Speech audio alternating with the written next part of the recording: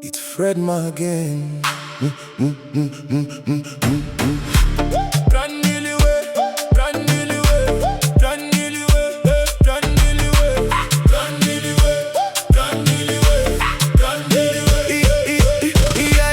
Haitachukua ajira yako.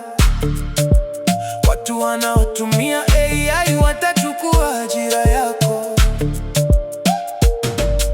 AI haitaua biashara yako. Watu wanaotumia AI kukuza biashara zao wataua biashara yako. AI haitakukosesha wateja kwenye biashara yako. Washindani wako wanaotumia AI watawadaka wateja wako kabla wajafika kwako.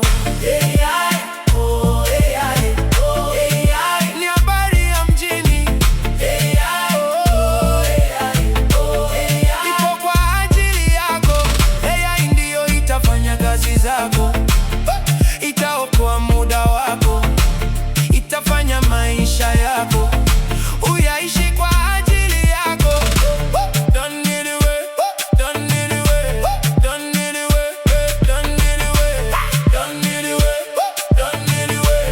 AI haitakufanya usikuze mitandao yako ya kijamii. Wanaotumia AI kukuza mitandao ya kijamii watavuna wafuasi wako mpaka yule nanili. AI haitakuzuia kwa mahiri katika mazungumzo mbele halaiki. Wenzako wanaotumia AI wataweza kumiliki stage kukuzidi. AI, oh AI, oh AI, ni habari ya mjini. AI, oh AI, oh AI, ipo kwa ajili yako. AI ndiyo itafanya kazi zako, itaokoa muda wako, itafanya maisha yako uyaishi kwa ajili yako.